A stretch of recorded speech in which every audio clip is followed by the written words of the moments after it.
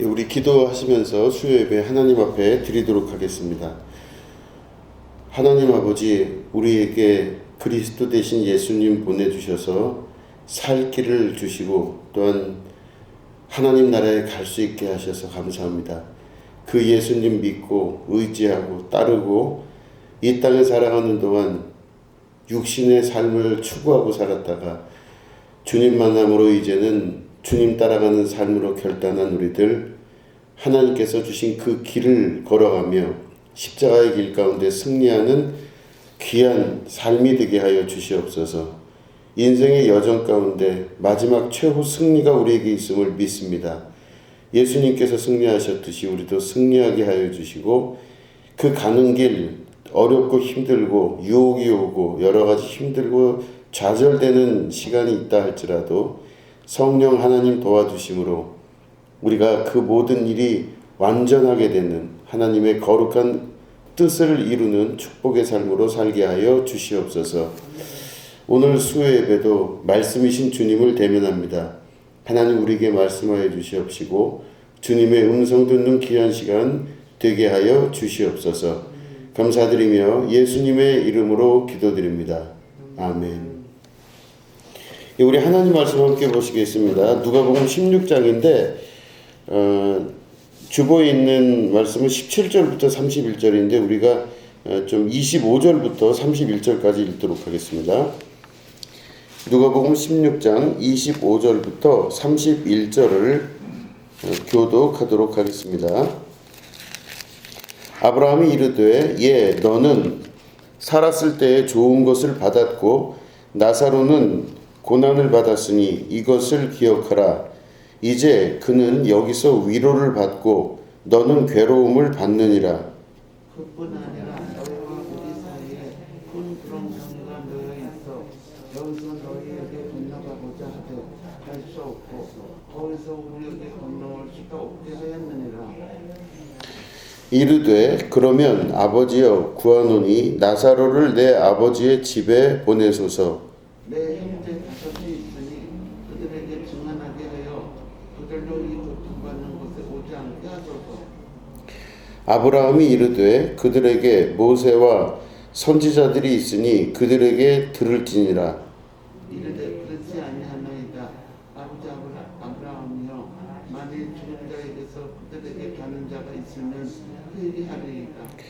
이르되 모세와 선지자들에게 듣지 아니하면 비록 죽은 자 가운데서 살아나는 자가 있을지라도 권함을 받지 아니하리라 하였다 하시니라. 아멘.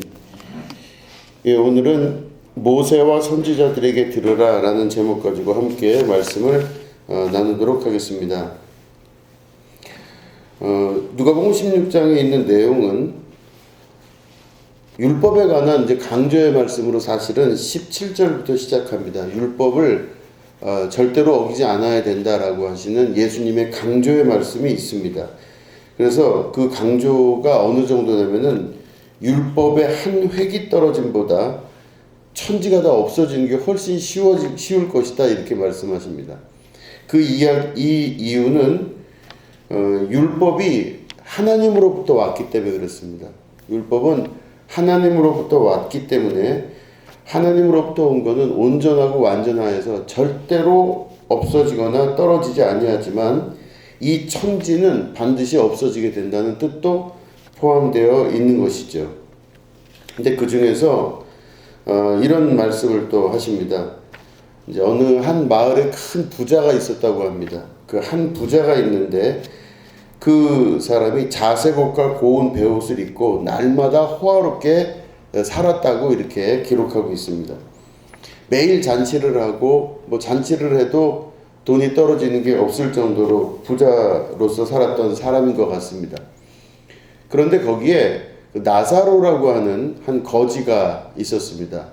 그래서 그 부자의 집에서 조금이라도 떨어지는 게 있을까 하고 나사로가 항상 그 집 앞에서 이렇게 구걸을 했다고 합니다.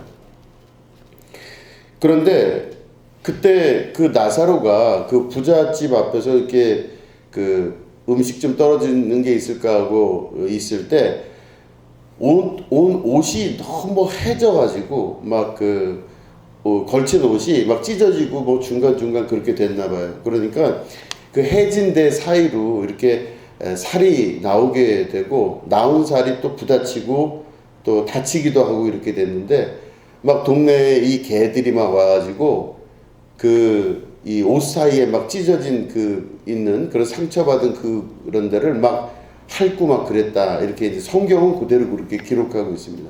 그러니까 이 거지 나사로가 비참하다 못해 너무 비참해서 밥을 못 먹는 것뿐만 아니라 이제 와서 그 구걸하려고 할 때도 힘이 없어갖고 누워 있는데 와서 그 개들이 막 동네 개들이 와서 막 허른 데를 핥고 막 이러면서 있었다니 그런 이야기를 이제 성경에서는 기록하고 있습니다. 근데 이 사람이 이제 결국엔 죽었어요. 그래서 이 거지 나사로가 이제 굶어서 죽었을 것 같죠. 죽어서 이제 하늘나라를 갔습니다. 그런데 그 비슷한 시기에 부자도 또 죽게 됩니다. 두 사람이 같이 죽었어요. 그래서 부자도 죽고 그 집 앞에서 구걸하던 거지 나사로도 죽었는데 하나님 나라에 올라갔어요. 그래서 성경에서는 아브라함 품에 안겼다 이런 식으로 이제 표현을 하고 있습니다. 올라가서 이제 그 천국에 있는데 나사로는 아브라함 품에 안겨서 천국에서 있었고 이 부자는 지옥에 떨어졌다고 기록하고 있습니다. 근데 너무 지옥이 힘든 거예요. 막 뜨거운 불이 막 있고 막 고통스럽게 그 부자가 있다 보니까 목이 타고 타서 뭐 어떻게 할 수가 없는 상황입니다. 그런데 저 위를 그 부자가 지옥에 있는 부자가 쳐다보니까 자기 집 앞에서 거렁뱅이로 있었던 그 나사로 거지 나사로가 아브라함 품에 안겨서 너무 빛나는 옷을 입고 깨끗한 상태로 너무 평온한 얼굴을 하고 있는 게 이 지옥에서 위에 보니까 보였던 것 같아요. 그랬더니 그 밑에 있던 아브라함이 막 그 위로 소리를 지르면서 아브라함이시여 저에게 그 물 한 방울만이라도 좀 떨어뜨려 달라고 얘기를 합니다. 그래서 이제 물을 떨어뜨려 주면 그걸로 목이라도 좀 축이고 싶습니다. 그랬더니 아브라함이 그런 말을 해요. 얘야 너와 우리 사이는 큰 낭떠러지가 있어서 아무리 내가 너한테 뭘 주려고 하더라도 도무지 너에게 줄 수 있는 방법이 없구나 이렇게 이야기를 하죠.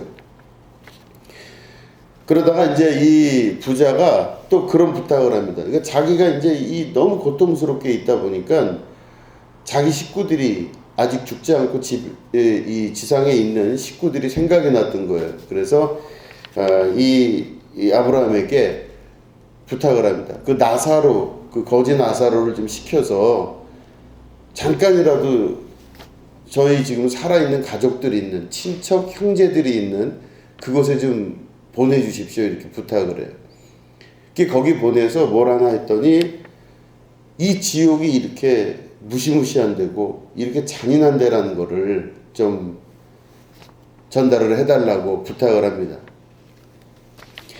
그러니까 이제 아브라함이 또 이야기를 해요. 조금 전에는 물을 떨어뜨려 달라고 그랬더니 물을 줄 수 있는 상황이 아니다 했는데 이 지옥의 상황을 좀 우리 형제들에게 그리고 친척들에게 자녀들에게 좀 얘기 좀 할 수 있도록 전해달라고 그랬더니 아브라함이 그래요. 그거는 여기 있는 나사로가 가서 할 문제가 아니다 이렇게 얘기를 해요. 뭐라고 그러냐면 그건 나사로가 갈 문제가 아니라 이미 그들이 있는 곳에 모세와 또 그 선지자들이 다 있지 않느냐. 그러니까 다시 말해 율법이 이미 거기에 있고 그 말씀을 전할 선지자들이 다 있지 않느냐.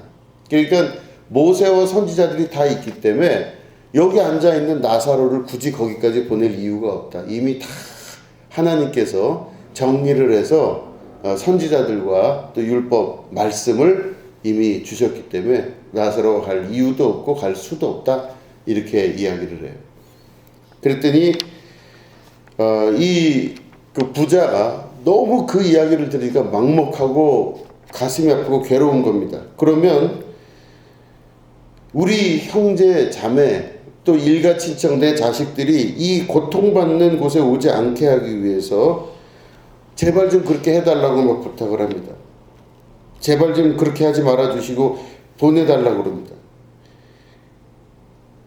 만약에 죽은 자가 왜 나사로를 보내달라고 그 부자가 이야기하냐면, 나사로 죽은 걸 그 형제들도 다 알잖아요. 형제 자매 또 일가 친척들이 다 아니까 죽은 나사로를 살려갖고 보내면 그 사람들이 믿지 않겠습니까?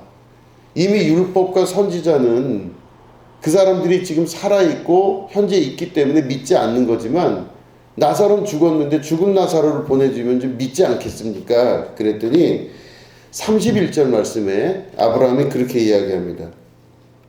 이르되 모세와 선지자들에게 듣지 아니하면 비록 죽은 자 가운데서 살아나는 자가 있을지라도 권함을 받지 아니하리라 하였다 하시니라. 이렇게 말씀하고 있습니다.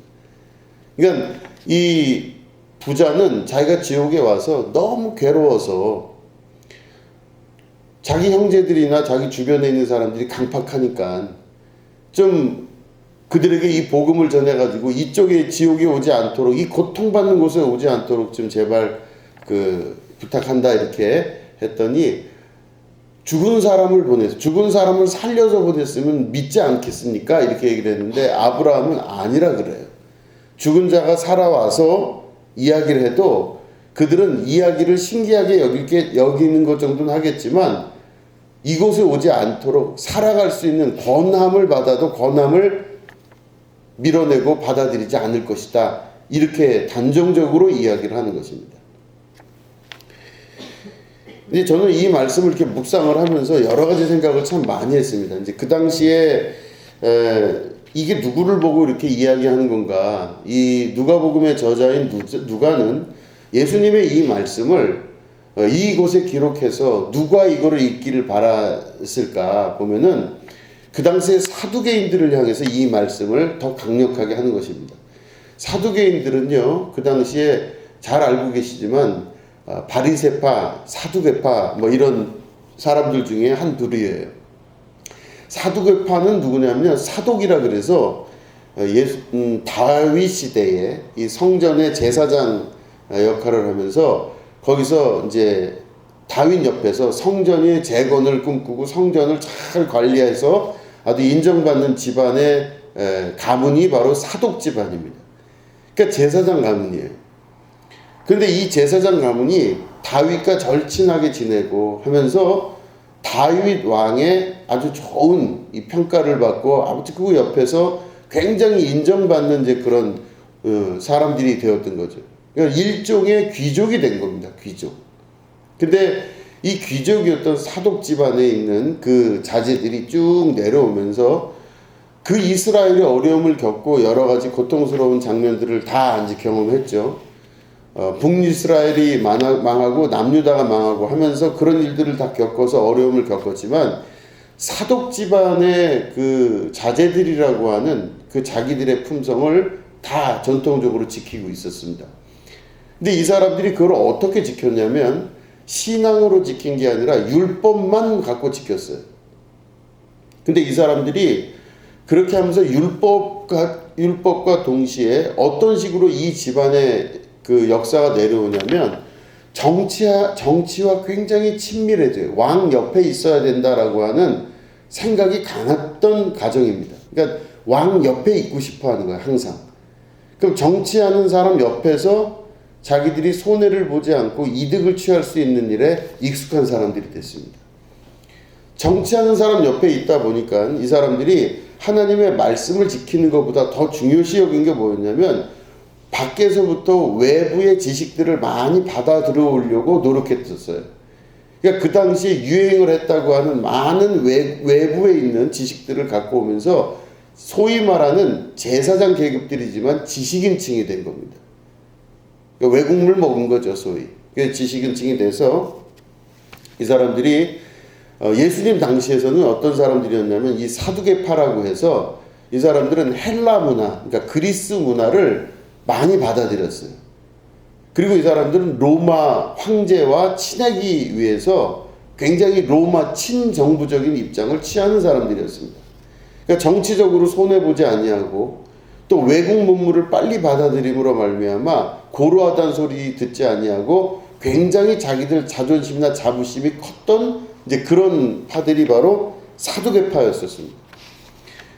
그러니까 이 사두개파들이 제사장 계급들을 계속 유지하면서 했던 게 바로 뭐냐면 외부에 있는 많은 학문들을 들여오고 자기들 나름대로의 자존심을 지켜가고 정치권자들하고 강하게 연루가 되면서 절대로 손해보지 아니하는 아주 강력한 집안 대대로 내려오는 힘을 과시했던 사람들입니다. 자기들을 굉장히 고급스럽게 생각하고 일반 민중하고는 다르다고 생각했던 사람들이죠. 그런데 이 사두개파에 있는 사람들이 아주 특징 중에 하나가 바로 뭐냐면 그들이 정치권자와 옆에 있다 보니까 부가 넘쳐나는 거예요. 부유하게 살았습니다. 부족함이 없었어요. 그리고 이들은 외국 문물을 다 받아들임으로 말미암아 외국 문물이 대부분 들어온다는 게 과학적인 이야기들이었었습니다.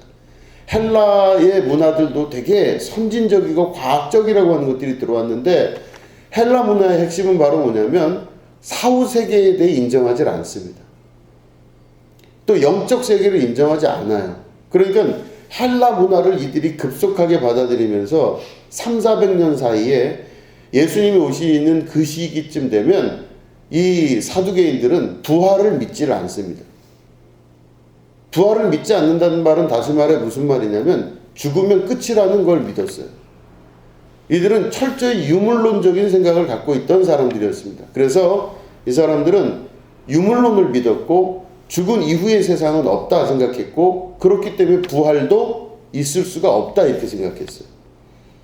그러니까 이들은 오로지 뭐만 바라보냐면 자기들이 살아있는 동안 현실에서 얼만큼 돈을 많이 벌고 얼만큼 이걸 화려하게 살고 얼만큼 율법을 철저하게 지키고 관리하느냐 이게 굉장히 중요했어요.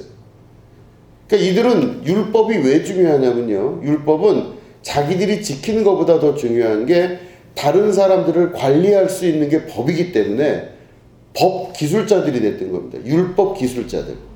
그래서 이 사람들은 앞에 있는 많은 이스라엘 백성들을 관리하고 다스리고 정치권들하고 강하게 있으면서 많은 부를 차지하고 그리고 예수님의 부활과 예수님의 그 천국 지옥에 관한 이야기를 믿질 않았어요. 죽으면 끝이다 이랬어요. 그러니까 현실에서 최대한 행복하게 잘 사는 게 이들의 목적이었던 겁니다. 그러니까 예수님이 오셔서 기가 막힌 겁니다. 하나님의 아들이시면서 동시에 하나님이신 예수님이 봤을 때 정말로 이들은 제정신 박힌 것들이 아니었던 것입니다. 그래서 예수님이 그 말씀을 하실 때 바로 부자의 이야기와 또 나사로의 이야기를 여기 하는 겁니다. 아무리 부자가 잘 살아도 매일 잔치를 하고 자색 옷을 입고 행복하게 살아도 죽은 이후에 그가 가야 될 곳이 지옥이라는 것을 말씀을 한 이유가 이 사두개인들에게 그 다음 세계를 설명하기 위해서 말씀을 하신 겁니다.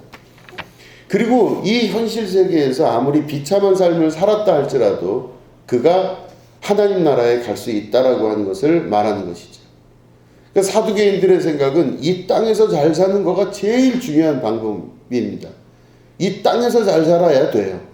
그리고 자기들의 가정 집안에 있는 자존심과 대를 지키는 게 굉장히 중요한 것들이었습니다.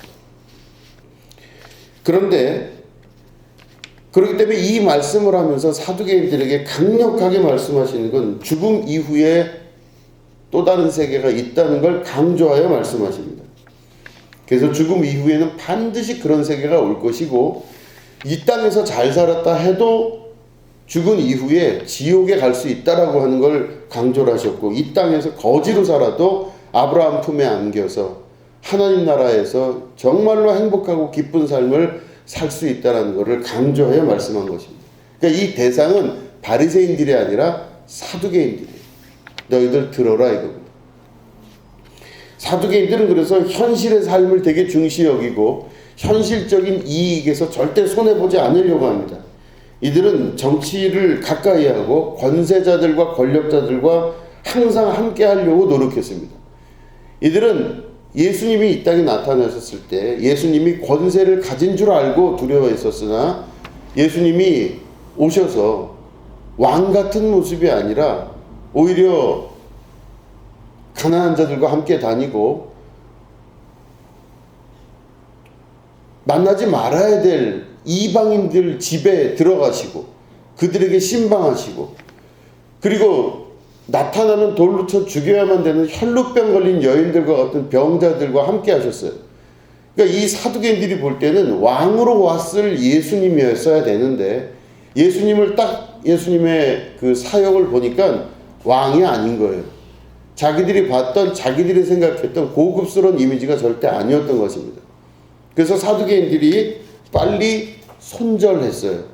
예수님을 강하게 잘라댔습니다. 그 사두개인들이 잘하는 것처럼 이들을 어떻게 했냐면 이 예수님을 어떻게 했냐 율법의 기준으로 쳐대기 시작했어요. 그래서 이들은 법기술자들이라 율법으로 예수님을 치기 시작해서 예수님이 하나님의 아들이라고 이야기할 때 예수님의 그 이야기를 듣고 이건 하나님의 이름을 망령되이 일컫는 자구나 해서 종교 재판에 회부시키려고 먼저 계획을 한 것이 누구냐면 사두개인들이었어요. 그러니까 성경에 보시면은요 바리새인들도 많이 예수님이 비판하시지만 사두개인은 정말로 비판을 아주 정말로 강하게 하십니다. 예수님이. 그러니까 바리새인들보다 훨씬 더 강력하게 교만하고 악하고 예수님의 생각과 맞지가 않는 종류들이 누구였냐면 사두개인들이었던 것입니다. 이들이 곧 종교 지도자들이었었고 이들이 제사장 계급들이었었고 예루살렘 성전 중심으로 살았던 사람들입니다.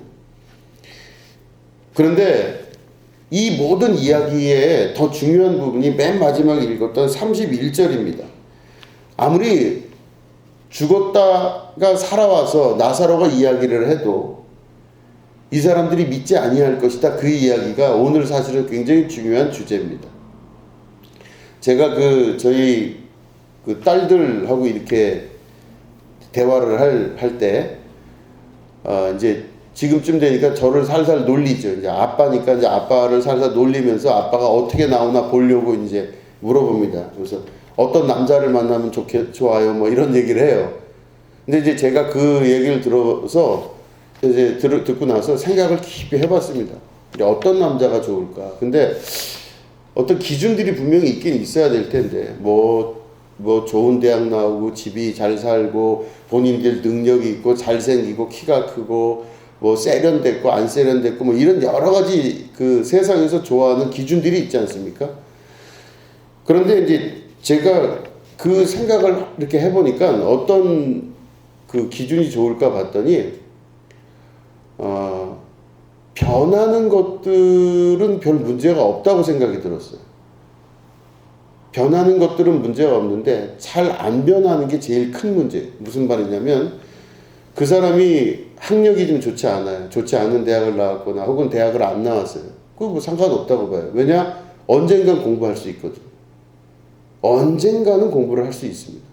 그렇기 때문에 영원히 그 사람이 거기서 머물지 않을 수도 있다는 얘기입니다. 그러니까 학력은 변화할 수 있어요. 또 건강 변화할 수 있습니다. 이 사람이 아무리 튼튼해도 그 다음날 어떻게 될지 아무도 몰라요. 그러니까 다시 말해 지금 튼튼하고 건강해 보여도 그 다음에 어떻게 될지 모르기 때문에 건강에 대해서는 변화가 가능한 거예요. 그러니까 이 사람이 다른 말로 하면 약한 몸을 갖고 있어도 확률적으로 뭐 더 그럴 뿐이지 약한 몸이 있어도 또 강하게 될 수 있다는 뜻입니다. 이 사람이 생긴 게 못생겼어도요. 잘 꾸며놓으면 또 괜찮대요. 그쵸? 여러분 그런 얘기 많이 하시죠? 멀끔하게 목욕시켜놓고 이발시켜놓고 얼굴에 팩 좀 해놓고 그 다음에 옷도 좀 이쁘장한 거 입혀놓으면 괜찮아져요. 그러니까 아무리 꾀죄죄해도 어떻게든지 간에 해놓으면은 좀 나아지는 거예요. 그러니까 이게 보면은 다 변화가 가능한 것들입니다. 물론 키는 변화가 안 되더라고요. 근데 변화가 다 가능한 거예요. 어느 정도 변화가 다 가능한 것들은요, 문제가 별로 될 게 없다는 뜻입니다. 뭐 몸이 약해도 되고, 뭐 돈도 마찬가지잖아요. 사람이 어느 한 세월 그게 다 있다고 영원히 있는 건 또 아니거든요. 없을 수도 있고 있을 수도 있어요. 잘 될 수도 있고 안 될 수도 있어요. 사업이 올라갈 수도 있고 내려갈 수도 있다는 겁니다. 그러니까 모든 거에 변화되는 거는 별 문제가 안 돼요. 그거가 중요하지 않습니다. 그런데 문제가 뭐냐면 변화되지 않는 게 있습니다. 성격은 잘 안 변해요. 성향 및 성격은 참 변하기가 어렵다는 겁니다. 자기 성향, 자기 성격이 변한 사람을 별로 본 적이 없어요. 그 물론 저도 마찬가지일 겁니다. 성격과 성향이 바뀌는 건 쉽지가 않아요.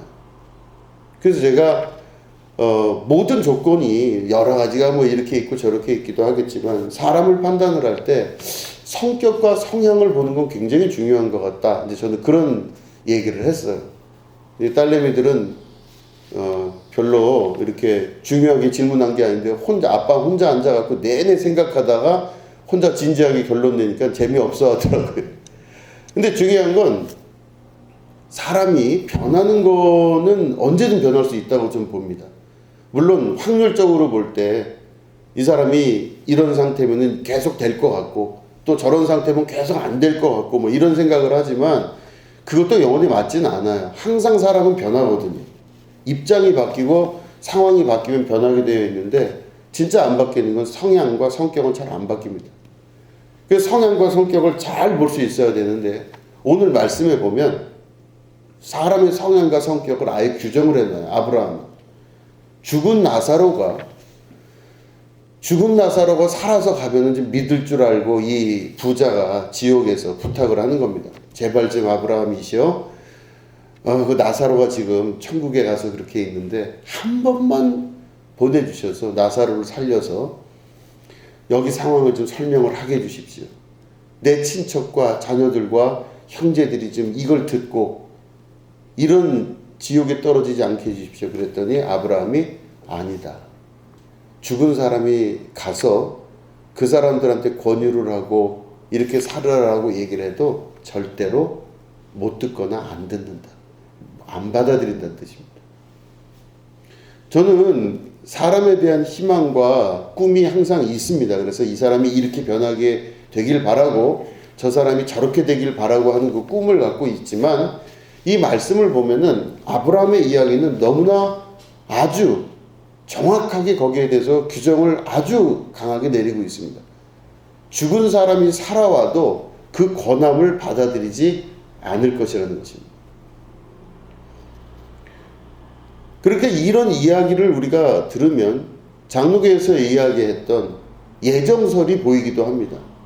그럼 그 사람의 운명은 아예 처음부터 정해져 있는 건가? 라고 하는 참 가슴 아픈 이제 그런 추정을 하게 되는 것이죠.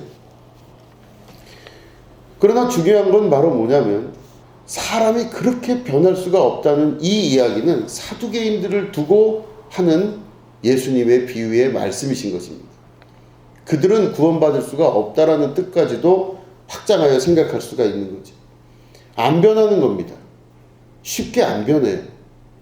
그 사람이 어떻게 살아왔든 그 사람이 어떤 방식으로 생각하든 그 사람의 생각과 살아가던 습성에 대한 방식이 쉽게 안 바뀐다는 것입니다. 그렇기 때문에 그 사람들을 선택하여 하나님의 나라의 백성으로 삼는다는 것은 굉장히 쉽지 않은 일이라는 생각이 드는 것입니다. 요한계시록에는 구원받을 사람들의 숫자가 아예 고정돼서 나옵니다. 14만 4천 명만 온 인류 가운데 구원을 받는다 이렇게 나와 있습니다. 그 말씀이 의미하는 바는 여러 가지 그 복잡한 내용이 들어가 있죠. 물론 게마트리아라 그래서 이스라엘 사람들의 언어인 히브리어가 어떤 그런 숫자적인 것들을 상징적으로 보여주는 게 있습니다. 이게 14만 4천 명은 어쨌든 12 곱하기 12로부터 나오는 그 숫자이기 때문에 그 게마트리아적인 의미로 볼 수는 있지만 뭐 일단 말씀 그대로만 본다 할지라도 쉽지가 않다는 겁니다. 구원받는 일 자체가 쉽지가 않다는 겁니다. 왜냐? 사람들이 갖고 있는 근본적인 자기 성향을 바꾸기가 어렵다는 뜻입니다. 그러니까 사두개인들에게 말씀하시는 이 말씀은 정말로 가만히 생각해 보면 듣는 사람이 들을 땐 굉장히 잔인하고 잔혹한 말씀인 겁니다. 당신은 변할 수가 없기 때문에 어떠한 방식으로도 구원의 손길을 당신에게 줄 수가 없습니다. 이런 뜻과 마찬가지인 거죠.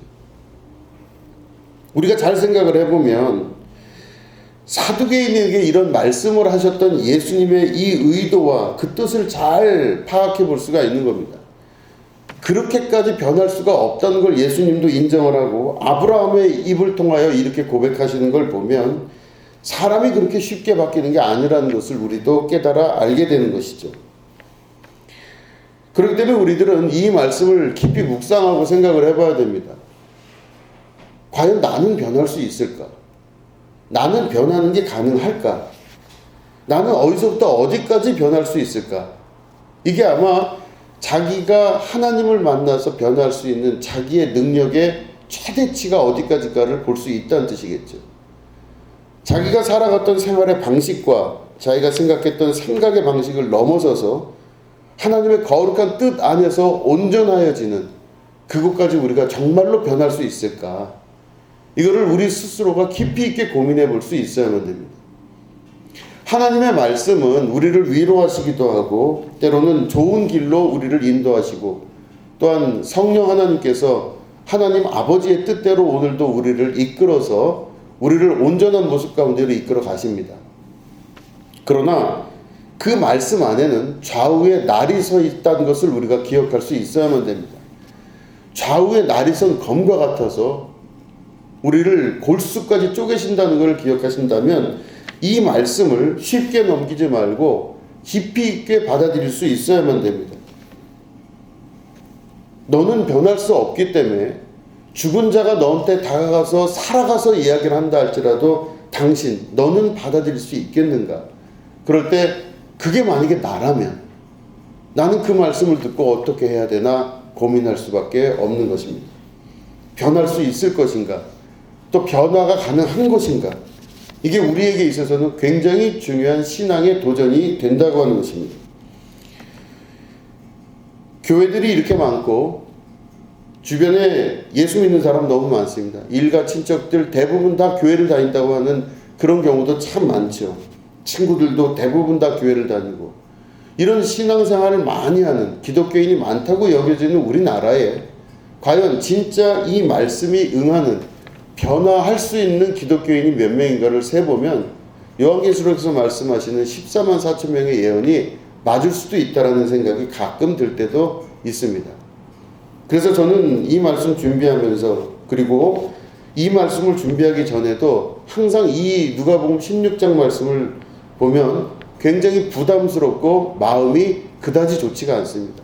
너는 변화할 수 있느냐라는 그 말씀에 대한 대답을 제가 감히 하지를 못하기 때문에 그렇습니다.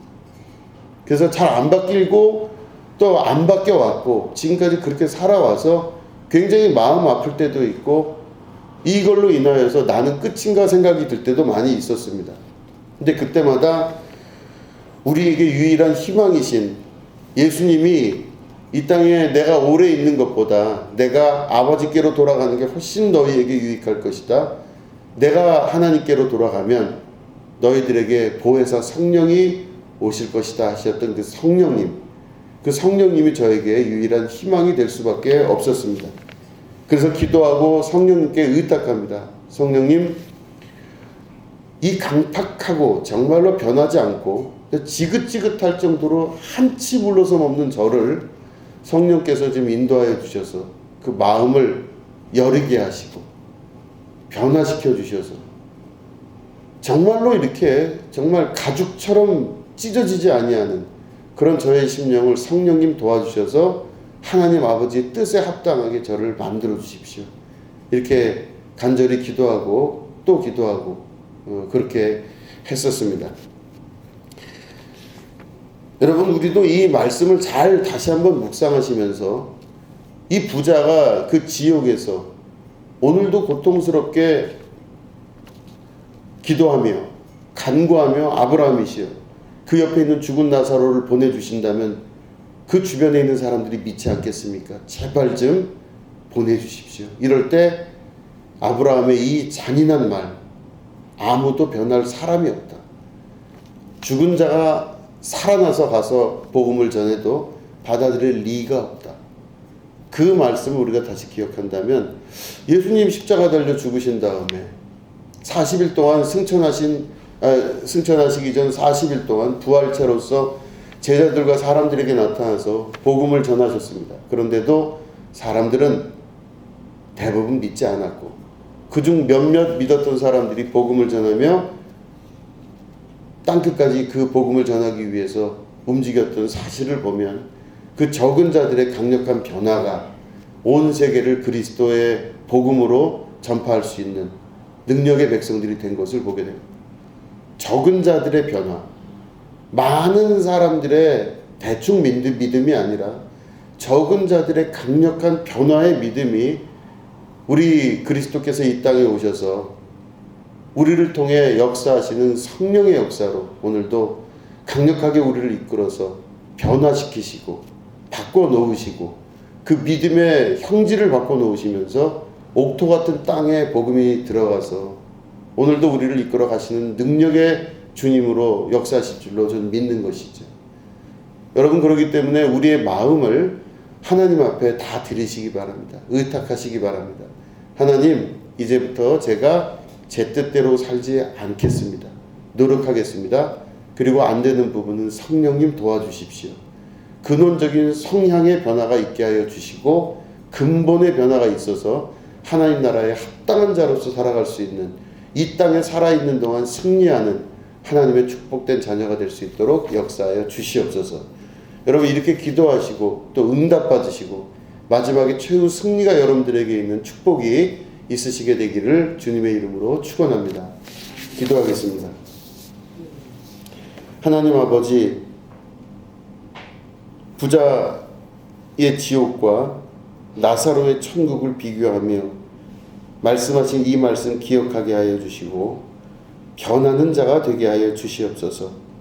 정말로 변하기 어려운 우리 삶 가운데 그 마음으로 변화를 일으켜 하나님 나라의 합당한 승리의 자녀들 될 수 있도록 인도해 주시고 우리가 주님의 거룩한 임재를 경험하며 성령님의 이끄심과 도우심으로 하나님 나라의 유업을 완성하는 축복된 자녀들이 될 수 있도록 인도하여 주시옵소서. 감사드리며 예수님의 이름으로 기도드립니다. 아멘.